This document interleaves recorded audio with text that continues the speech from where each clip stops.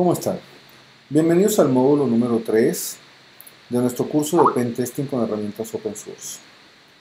En este módulo vamos a trabajar con otros temas diferentes, más que todo relativos a contraseñas, ya ataques directos a las máquinas, exploits, etc. Es un módulo bien interesante.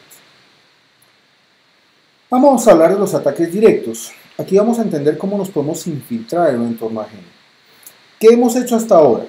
En el módulo 1 aprendimos a recabar información sobre el target, toda la información posible, sistemas operativos, puertos abiertos, etcétera, etcétera, etcétera. En el módulo 2 hicimos escaneos, rastreos, detectamos direcciones de correo electrónico, hicimos enumeración, etcétera. En esta altura ya deberíamos tener más o menos claro el perfil de nuestro objetivo. Ya deberíamos tener claro su dirección IP, qué puertos tiene abiertos, si tiene carpetas compartidas, direcciones de correos electrónicos, etc. Entonces, en este módulo vamos a aprender a hacer cosas más allá. Este módulo es totalmente ofensivo. Vamos a hacer ruptura de contraseñas, vamos a aprender cómo se hace escucha de tráfico, vamos a entender cómo se hace explotación de máquinas, etc. El contenido del módulo. Vamos a hacer una introducción, vamos a hablar de la complejidad de las contraseñas, técnicas de ruptura de claves, técnicas para crear claves, tipos de ataques, ataques pasivos en línea, lo que es hombre en el medio, hombre en el browser, la explotación, ejecutar remotamente comandos, qué es análisis de vulnerabilidades y, bueno, fallos en configuración. Los ataques a contraseñas. Los ataques de contraseñas son utilizados para que podamos recuperar una contraseña, ya sea de un archivo, de un usuario, etc. Y bueno, la idea es lograr acceso no autorizado a un sistema vulnerable. Les recuerdo, todo esto lo hacemos bajo la perspectiva de un ambiente académico. Es para enseñar la técnica de prueba de penetración para que ustedes puedan realizar las pruebas de penetración en un entorno donde ustedes tengan autorización para ello. En ningún caso deben realizarlo contra un entorno donde no tengan autorización para hacerlo, porque sería ilegal. Para que sea legal, ustedes necesitan lo que se llama un Free Jail Card, es decir, como una carta de autorización que les dice a ustedes por parte del dueño de la infraestructura, ya sea el representante legal, presidente de la compañía, etcétera, que ustedes tienen autorización para hacer un ataque de pentesting o una serie de ataques por medio de un pentesting para determinar el nivel de seguridad de la infraestructura. En ningún caso ustedes deben o pueden realizar este tipo de técnicas o este tipo de ataques en un entorno que no tenga autorización, porque va contra la ley en casi todos los países del mundo. Algunas legislaturas o legislaciones son más coercitivas o más robustas que otras. En Colombia hay varios delitos que contemplan esto, como por ejemplo el acceso no autorizado al sistema protegido. Eso quiere decir que cualquier acceso que ustedes traten de realizar a un sistema que tenga una contraseña, por ejemplo, es ilegal si no tienen autorización para ello. Muy bien.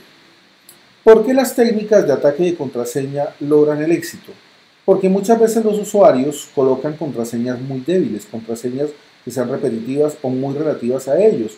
Por ejemplo, números de cédula, nombre de esposa, nombre de hijo, teléfono. Cosas que ustedes pueden haber perfilado con las técnicas que anteriormente hemos utilizado. Entonces, por eso, los ataques contra contraseñas se vuelven un aliado muy importante del pentester. ¿Ok? La complejidad de las contraseñas. Hay contraseñas que contienen solo letras. Hay contraseñas que pueden contener letras y números y caracteres especiales, etc. Ustedes pueden combinarlas de la manera que quieran, ¿verdad? Entonces, ¿qué ocurre? Con base en las contraseñas hay distintas técnicas de ruptura de claves. Tenemos, por ejemplo, ataque de diccionario. ¿Qué es un ataque de diccionario? Un ataque de diccionario es un ataque donde ustedes tienen una lista de palabras y cada una de esas palabras en esa lista se prueba contra la contraseña o clave que ustedes necesitan averiguar. Eso es un ataque de diccionario. Un ataque de fuerza bruta, utilizas todas las combinaciones posibles por medio de un programa. Tú comienzas, por ejemplo, A, B, C, D, F, G, H, I hasta la Z. Luego, por ejemplo, A, B, A, C, A, D. Luego A1, A2, A3, A4. Y así sucesivamente. Vas haciendo todas las combinaciones posibles. Obviamente esta técnica es mucho más demorada, pero eventualmente se logrará el resultado. Un ataque híbrido. Trabaja basado en un ataque de diccionario, pero se puede añadir números o símbolos a las palabras del diccionario para que rompas la contraseña. ¿De acuerdo? Entonces puedes poner caracteres al principio o al final, etc. Ataques de sílaba involucran diccionario y fuerza bruta. Coges una palabra y vas colocándole muchos caracteres al principio, al final, transmutas los caracteres de la palabra del diccionario, etc. Cuando habla de transmutar, por ejemplo, es una técnica que mucha gente usa. Por ejemplo, cuando van a escribir Colombia, escriben C, 0, L, 0, M, B, ampersand y arroba, ¿verdad? Algo así como esto, por ejemplo. Vamos a hacer una demostración rápidamente. Y de paso les muestro por qué es importante que las contraseñas sean robustas. Por ejemplo, tenemos acá Colombia. Por ejemplo, mucha gente escribe Colombia así, como contraseña, y piensan que con eso ya es una contraseña segura. Hay una herramienta interesante que ustedes pueden mirar. Permítanme, abrimos un navegador cualquiera. Vamos a abrir Firefox. Y vamos a mirar lo siguiente. A ver, ¿dónde está la pantalla? Para esto. Perfecto. Miren, hay una página interesante. Bajo ninguna circunstancia con esto les estoy recomendando que coloquen sus verdaderas claves en esta página que les voy a mostrar. No, coloquen algo similar, algo parecido, para que ella les diga qué tan robusta es la clave, qué tan sólida puede ser. Miren, se llama How Secure is My Password.net. How Secure is My Password.net. Esta página es interesante por lo siguiente. La recomendación cuando nosotros estamos haciendo contraseñas casi siempre es que utilice ¿qué? Por ejemplo, ayúdenme ustedes. Mayúsculas y minúsculas, ¿verdad? Mínimo 7 caracteres o más. Que tenga caracteres especiales, ¿verdad? Pero a la mayoría de gente se le olvida lo más importante, que no esté en un diccionario. ¿Por qué? Porque algo así como Colombia, lo que acabo de colocar, por ejemplo, voy a copiarlo y lo voy a pegar acá.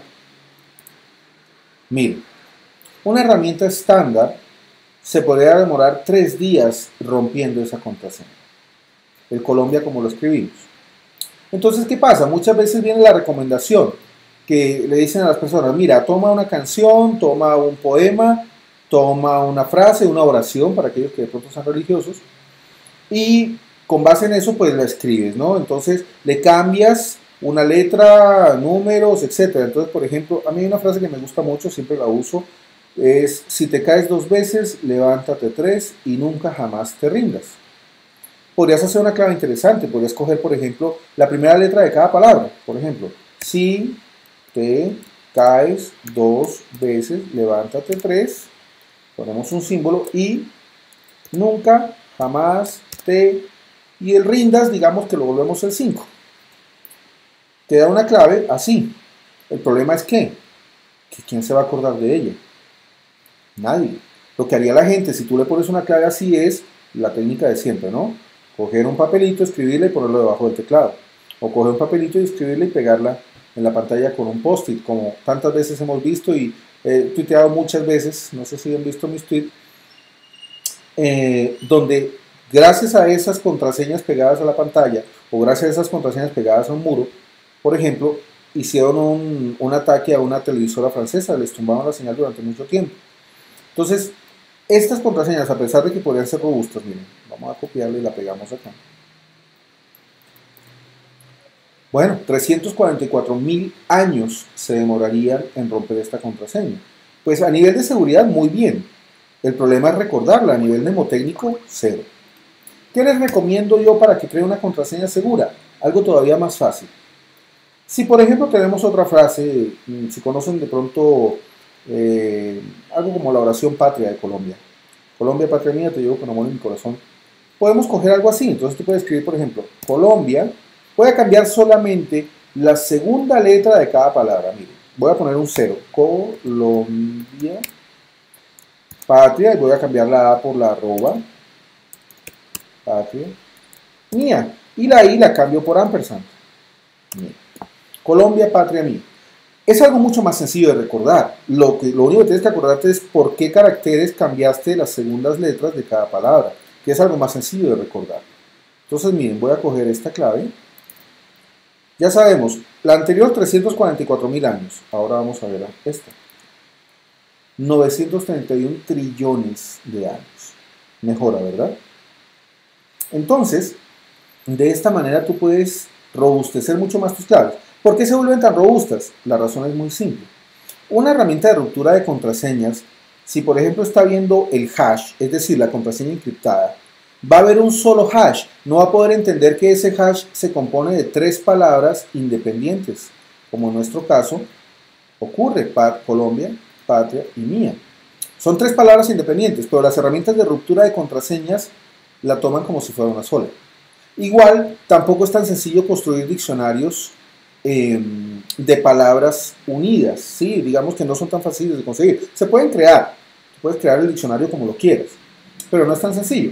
Ya, digamos que más bien te dirías por un ataque de fuerza bruta, y mira cuántos caracteres estamos colocando acá, mira. 1, 2, 3, 4, 5, 6, 7, 8, 9, 10, 11, 12, 13, 14, 15, 16, 17, 18. 18 caracteres, ¿verdad? 3, 4, 5, 6, 7, 8, 9, 10, 11, 13, 14, 15, 16, 17. 17 caracteres. Una clave de 17 caracteres se vuelve mucho más robusta, y esto es algo fácil de recordar, ¿verdad? Entonces, sería de pronto la recomendación para ustedes para hacer contraseñas, para que le recomienden a sus usuarios crear contraseñas más robustas de esta manera.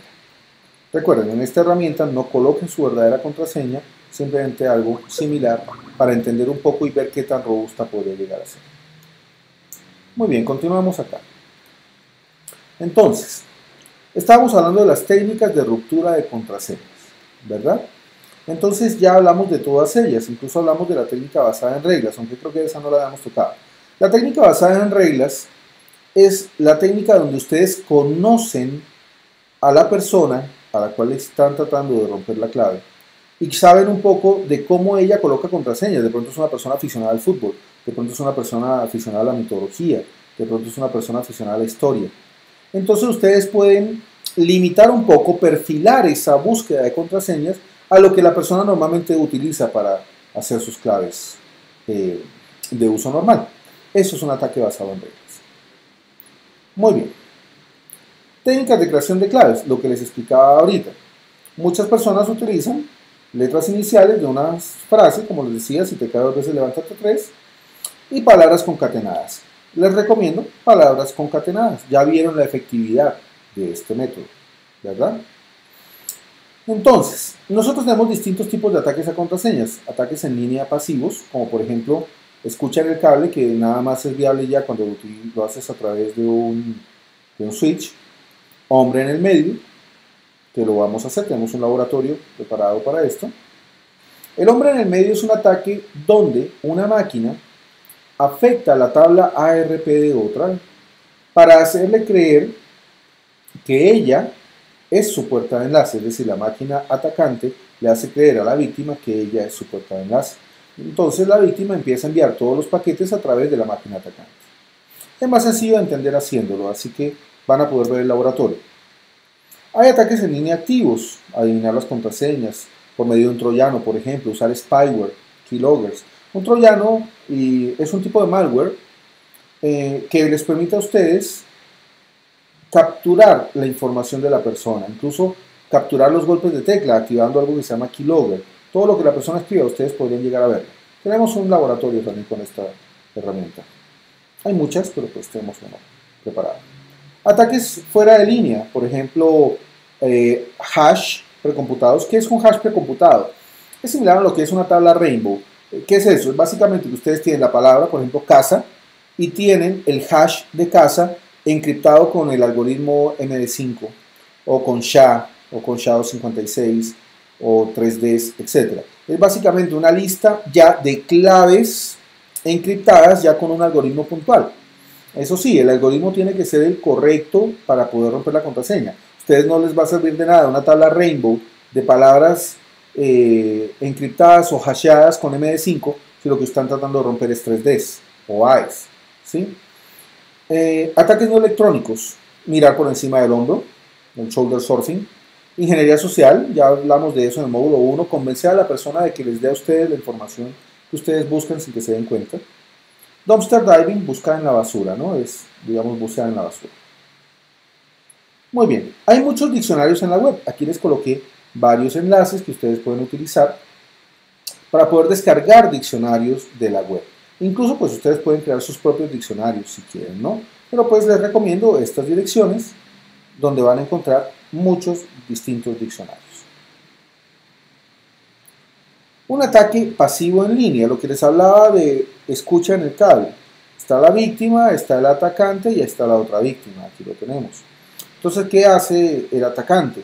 El atacante escucha en el cable, pero este cable, este tipo de ataque normalmente se puede dar cuando hay un concentrador. Casi ya en ninguna parte vas a encontrar un concentrador, casi siempre van a utilizar switch. Entonces, este ataque lo explico básicamente para que ustedes lo conozcan por cultura general a nivel de tecnología, pero no es algo que en la vida real ustedes vayan a poder hacer porque difícilmente van a encontrarse un concentrador en ninguna parte. Igual, pues era muy viable y era muy válido antiguamente. La escucha de contraseñas. ¿Cuál es el sentido? Un atacante puede tratar de escuchar cuando una persona inicie sesión y capturar ese tráfico y tratar de entenderlo. Es básicamente lo que se hace con el sniffing de contraseñas. Entonces, ¿qué pasa? Hay un ataque que es muy utilizado, que es el hombre en el medio. Man in the middle. Por eso es el MITM, Man in the middle. ¿De acuerdo? Entonces, voy a escribirlo por si acaso, para que lo tengan totalmente claro. Para no tener que hacer la edición del video posterior. Entonces, simplemente les voy a colocar aquí el texto. Hombre en el medio se escribe de esta manera. Man in the middle. Hay una variante que es man in the browser, que equivale a uno colocarse como proxy de la persona, de la víctima, y al tú ser el proxy de la persona, pues tú vas a poder ver todo el tráfico que sale y llega a la persona a través de web, ¿sí? A través de navegación. También hay proxies de tipo socket, pero bueno, normalmente este management de browser se hace en el proxy de navegación, es decir, colocarte como proxy en el Internet Explorer o como colocarte como proxy en el Firefox, en el Mozilla o Opera o bueno, lo que utilices, ¿no? El Google Chrome. ¿De acuerdo? De nuevo, se los he mencionado, pero si no, les reitero, si algo no está claro, si de pronto ustedes necesitan profundizar en un concepto, si quieren que yo explique algo en mayor profundidad, por favor díganmelo, déjenmelo saber. Simplemente nos escriben a preguntas@sectro.org o se conectan a nuestro blog a hackingsinmisterios.blogspot, ¿verdad? Y también tienes la posibilidad de mirarlo directamente en el foro, en nuestro foro, en la plataforma. Tú haces la pregunta y pues con todo gusto te vamos a responder. La idea y lo que realmente nos gusta es que ustedes interactúen con nosotros, que esto se vuelva muy en doble vía y no algo simplemente monótono o aburridor donde solamente yo participo, sino que la idea es que ustedes también participen todo lo que puedan y todo lo que quieran. Muy bien, entonces continuamos. Muy bien, entonces tenemos acá, ¿está? Tenemos el hombre en el medio. Entonces aquí tienes la víctima y un sitio web. Normalmente la conexión iría de víctima a sitio web. Lo que hace el hombre en el medio es cortar la comunicación directa entre la víctima y el sitio web y se pone en la mitad. Entonces, él le hace creer a la víctima que él es el sitio web y él le hace creer al sitio web que él es la víctima. Entonces, el resultado de esto es que el atacante va a poder ver todo el tráfico que se origina desde la víctima y el tráfico que el sitio web le responde a la víctima. Muy útil, sobre todo para escuchar protocolos en texto plano. Por ejemplo, protocolo SMTP, protocolo de relogin, FTP, Telnet, Todos estos protocolos van en texto plano. HTTP va en texto plano. ¿Sí? Hay varios ejercicios de ejemplos, laboratorios que ya tenemos preparados para que ustedes lo vean. Y de nuevo, si necesitan algo adicional, pues simplemente nos dejan saber. ¿De acuerdo? Muy bien. Continuamos. Ataques activos en línea, adivinar las contraseñas. No es un ataque tan efectivo porque pues no es tan sencillo adivinar una contraseña. ¿De acuerdo? Entonces, consume mucho tiempo, ancho de banda, etc. No es el mejor. ¿Sí? Entonces, el atacante toma un diccionario, va probando cada una de las palabras, etc. Y bueno, hasta que logre encontrar una correcta, pero no es tan recomendable. Hay ataques no electrónicos como el shoulder surfing, la ingeniería social, buscar en la basura, el dumpster diving, ¿verdad? Que ya hemos hablado un poquito de ellos. Estos no son electrónicos, pero bueno, muchas veces son efectivos. Kevin Mitnick, si recuerdan, creo que se los había mencionado, Kevin Mitnick acuñó el término ingeniería social, una de las personas más famosas a nivel de hacking, digamos, a nivel del mundo. Y él decía que él logró más cosas, o dice, que logró más cosas con ingeniería social, es decir, por medio de convencer a las personas de que le dieran información, que con mecanismos tecnológicos. Entonces la ingeniería social siempre va a ser importante. Un aliado para nosotros como pen testers son las contraseñas por defecto. Muchas veces las personas dejan las mismas contraseñas que traen los equipos y no las cambian. Entonces viene una contraseña, por ejemplo, admin o admin password, y las personas no las cambian. Y esto nos permite a nosotros muchas veces entrar. Me ha pasado, por ejemplo, el caso de que llego a hacer pruebas de penetración en la red inalámbrica. Entonces sí, muy bien, la contraseña para poderte conectar a la red es bastante robusta. Que de pronto tiene 4 o 5 palabras, tiene certificados y todo esto. Muy bien por allí, pero una vez ya tú estás dentro de la red inalámbrica, la contraseña de administración del enrutador inalámbrico viene por defecto admin o admin password. Entonces, tengan en cuenta que la seguridad es un camino, es un proceso, no es un producto, y es algo que se va viviendo en etapas y tienes que aplicarlo absolutamente a toda la infraestructura dentro de la organización, a las personas sobre todo. Recuerden que la persona casi siempre es el eslabón más débil, porque las personas no tienen firewall, entonces son más susceptibles de ataque, ¿no? Tenemos acá al lado derecho algunas direcciones recomendadas donde ustedes pueden buscar contraseñas por defecto para distintos equipos, para enrutadores, para switch, celulares, etc. Dependiendo pues el caso de lo que ustedes necesiten hacer. ¿Cuál es la secuencia de ruptura de contraseñas? Primero encuentras un usuario válido, determinas cuál es el algoritmo de encripción, lo que yo les mencionaba anteriormente, si es SHA, si es 3Ds, ICE, MD5, etc. Obtienes las claves encriptadas, tratas de recuperar el hash. Hay un ejercicio donde les muestro cómo ustedes pueden extraer un hash de una máquina Microsoft, de un servidor. Crean una lista de claves posibles, encriptan cada palabra y ahí hacen la comparación. Ya tienes la clave definitiva o la clave original del usuario encriptada, pues tú vas encriptando tus palabras y vas viendo a ver si alguna hace match, ¿no? A ver si alguna es igual a la otra y ya tendrías la contraseña. Herramientas para romper contraseñas. Una de las que más me gusta utilizar es Hydra, o Hydra, si ustedes prefieren. Es una herramienta preparada para atacar muchísimos protocolos, HTTP, HTTPS, SMTP, POP, FTP, SSH, y bueno, una gran cantidad. Hay un laboratorio, una prueba de concepto donde ustedes van a ver cómo por medio del Hydra ustedes pueden romper la contraseña de un firewall. Entonces, es una muy buena herramienta. Me encanta de esta herramienta que cualquier cosa que ustedes seleccionen en la parte gráfica, en la parte inferior se va mostrando el comando cómo sería. Es una herramienta que ustedes pueden utilizar bajo GTK, es decir, la versión gráfica, o pueden hacerlo directamente bajo línea de comandos. ¿Sí? Es bien interesante, les recomiendo que le den una mirada a la herramienta. Vamos a pasar ahora a la herramienta Medusa. Medusa es similar a Hydra, también hace ruptura de contraseñas de forma remota, muy robusta, muy poderosa, las dos se pueden utilizar el diccionario, etc. Hay una herramienta interesante que es Crunch. Esta sirve para crear tus propios diccionarios, ¿sí? Entonces tú puedes decirle, mira, quiero un diccionario que tenga solamente números, que vayan del 0 al 10, y él te comienza a generar todas las secuencias de números.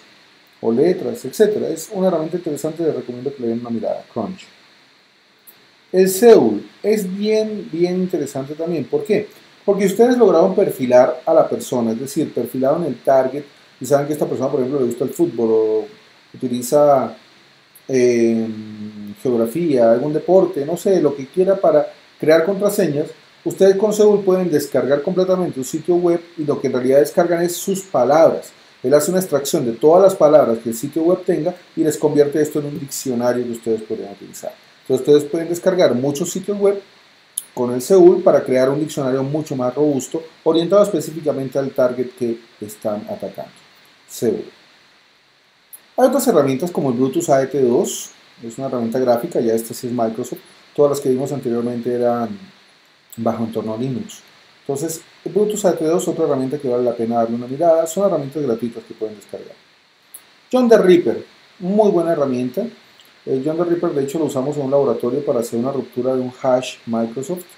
Es una herramienta que no solamente rompe contraseñas Microsoft, también puede hacer ataques contra contraseñas de Linux. Incluso se utilizan técnicas de salting. Ya verán unos laboratorios que tenemos preparados con el tema para que se familiaricen más. John the Ripper. Es como si fuera Jack el Destripador, pero en este caso es John el Destripador. Muy buena herramienta, súper recomendada, de las más poderosas que hay. Ahí ven un poco cómo se ejecuta la herramienta. Tenemos también Cain y Abel. Este es un clásico de las herramientas, mucha gente lo conoce. Realmente no es una de mis herramientas favoritas, pero tiene sus valores interesantes. Es una herramienta que, digamos, acopia muchos ataques en una sola herramienta. Entonces tú puedes atacar redes inalámbricas, puedes atacar contraseñas de varios tipos, tanto hash de distintos tipos, FTP, bueno, una gran cantidad. Es una herramienta para la cual vamos a preparar un laboratorio para que ustedes vean, por ejemplo, escucha de una llamada de voz sobre IP. Entonces ustedes van a ver en ese laboratorio cómo por medio de esta herramienta podemos escuchar la llamada de voz sobre IP y adicionalmente romper la contraseña de la estación o de la extensión telefónica. Es una herramienta interesante. Personalmente prefiero las herramientas de línea de comando, del terminal, pero pues... Hombre en el medio ya lo habíamos hablado, ¿no? Es un ataque que se basa en engañar a la tabla ARP de una máquina para hacerle creer que el atacante es su puerta de enlace y a la puerta de enlace hacerle creer que es la víctima. De esa manera, pues, podemos ver el tráfico completo. Lo van a ver en un ejercicio para tener mayor claridad, ¿no? De todas formas, aquí podemos ver cómo funciona. Tenemos el atacante, tenemos una máquina y aquí tenemos la otra máquina a través de un switch. Entonces, ¿qué pasa? El atacante ataca la tabla ARP de la máquina de Bob, haciéndole creer que eres su puerta de enlace. Y él, a su vez, ataca a la máquina de Alice, haciéndole creer que él en realidad es Bob. Aquí en realidad estamos haciendo creer a Bob que es Alice. Si se dan cuenta, estamos usando un ataque de ARP contra cada una de estas máquinas. ¿Qué va a pasar en el resultado? Es básicamente que esta máquina comienza a enviar la información a través del atacante y esta máquina hace lo mismo. Entonces el atacante va a poder ver el tráfico tanto de Bob como de Alice. Ese es el sentido de un ataque de hombre en el medio. De esa forma ustedes pueden escuchar contraseñas, tráfico, etc. Herramientas para hacer hombre en el medio, muchas. De las más utilizadas, ARP Spoof, es la que vamos a utilizar, es una herramienta de línea de comandos.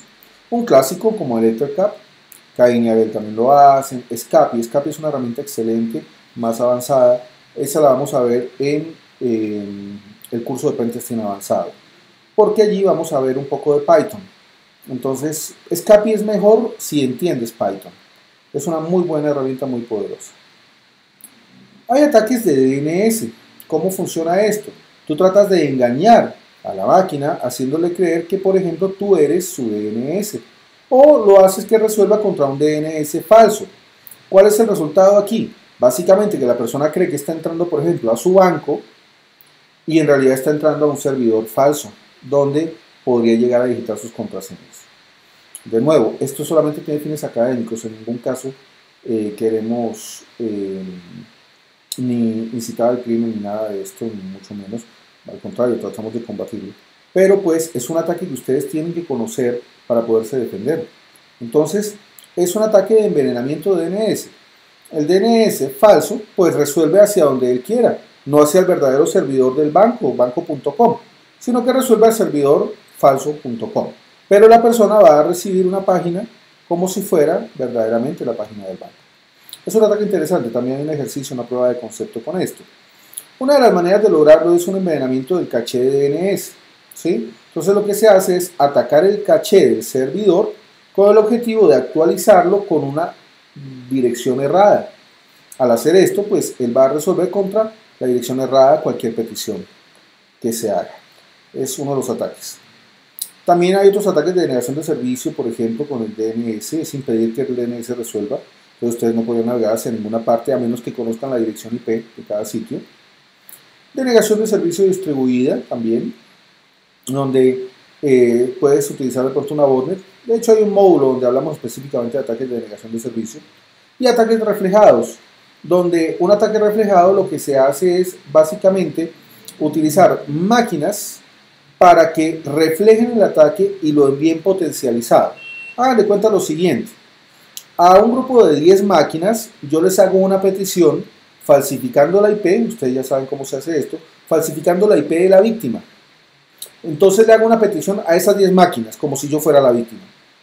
¿Qué pasa? Esas 10 máquinas no me van a responder a mí, le van a responder a la máquina víctima, como si ella hubiera hecho las peticiones. Y eso va a generar un flujo muy alto, un flujo muy grande de información, y en un momento determinado la máquina se puede caer, puede colapsar, ¿no? Eso es un ataque reflejado. Hay ataques reflejados amplificados. ¿Cómo funciona esto?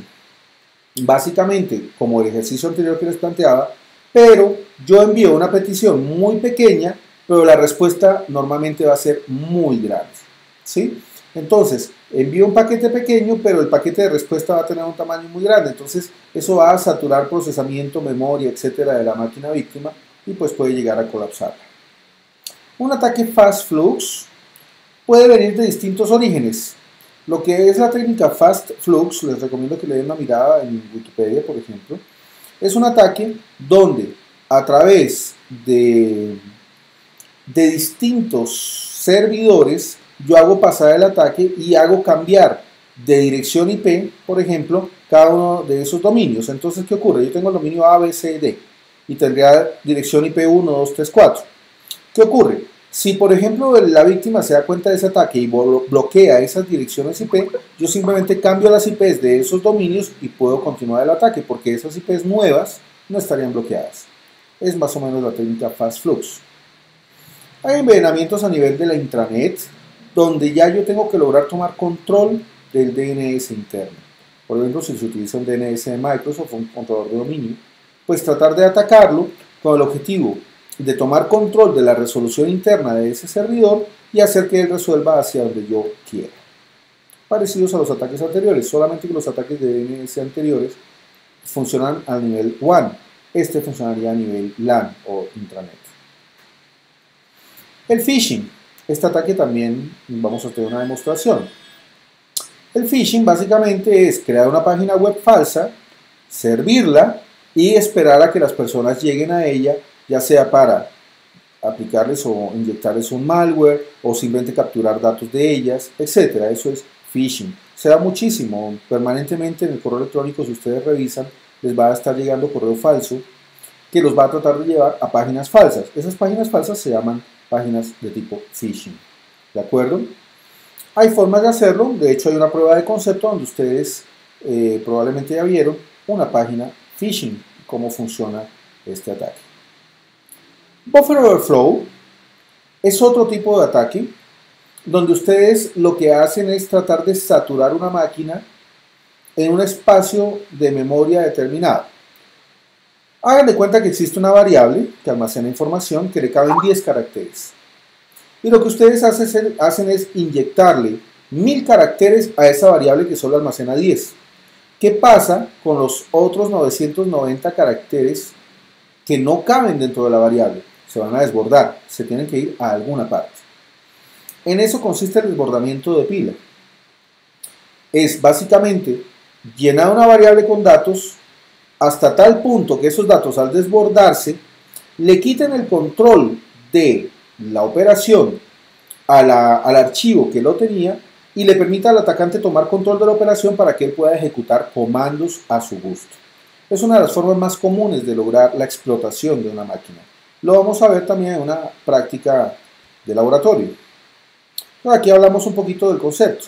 Entonces el usuario introduce una cadena bastante larga y aquí, por ejemplo, vemos que hay un código vulnerable que es malloc 10. Malloc quiere decir memory allocation. Este es, digamos, un comando o palabra clave que es un poco delicado, un poco vulnerable si no se controla bien lo que hace. ¿Por qué? Porque por medio de él yo puedo asignar un tamaño de variable e inyectar una cantidad de caracteres o información específica a una variable con un tamaño puntual. Entonces, de nuevo, puedo inyectar 10.000, 100.000 caracteres a una variable que solamente recibiría 10.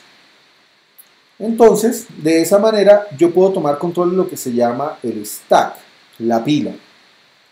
Tengan en cuenta que en un procesador la información va llegando y se va colocando como si fuera una pila.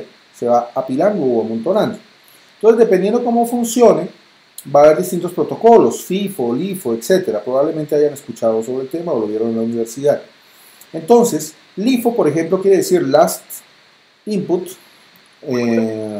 First Output, ¿verdad? El último en entrar, primero en salir. El otro protocolo, por ejemplo, es FIFO, First Input, First Output, primero en entrar, primero en salir. Entonces, ¿qué ocurre? Hay algo que se llama Stack Pointer, que es, digamos, donde se ejecutan las instrucciones. ¿Qué pasa? El atacante, por medio del buffer overflow, trata de tomar control del Stack Pointer para que se ejecuten las instrucciones que él quiera. De esa manera poder tomar control de la máquina. Eso es un buffer overflow. Entonces, ¿qué pasa? Aquí tenemos distintas pilas y vemos pues que al saturar el buffer, simplemente los datos, por ejemplo, van haciendo sobreescritura unos sobre otros hasta que hay un momento en que la pila colapsa y ya se pierde el control por parte del programa de la pila y pues puede tomar el atacante el control. Como les comentaba, el buffer overflow o el heap, también overflow, que más adelante definimos, son de los ataques que más se utilizan. ¿Qué es el heap? Es un área de memoria que se utiliza por una aplicación y se asigna dinámicamente a medida que se van ejecutando funciones. Por ejemplo, el memory allocation funciona con heap. Entonces, ¿qué pasa? El heap es variable y es memoria, no procesamiento. Entonces, ¿qué ocurre? Se puede tratar de hacer un buffer overflow sobre un área de memoria puntual, no necesariamente sobre el procesador. ¿De acuerdo? Pero, digamos, la teoría es similar, básicamente inyectar demasiada información, tanta que o la memoria o la variable no sea capaz de manejarla. Es básicamente cómo funciona. Muy bien, entonces, ¿qué ocurre? Se trata de saturar esas áreas de memoria con demasiados caracteres o demasiada información.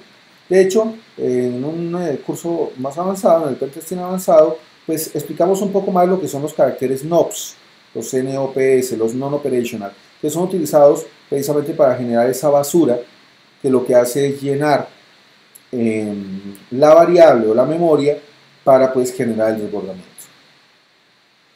Metasploit. Metasploit es una herramienta muy útil que acopia una gran cantidad de exploits. Recordemos que un exploit básicamente es una herramienta que nos permite explotar o tomar control por medio de una vulnerabilidad de una plataforma, de una aplicación, etc. Nos permite el exploit tomar control de una máquina, por ejemplo, o ejecutar un comando, o recibir un shell, etc. Metasploit nos permite hacer eso. Metasploit es un compendio de este tipo de herramientas. ¿De acuerdo? Hay varias partes de las que se divide Metasploit. La parte más interesante que debemos conocer ahora son estos, los módulos.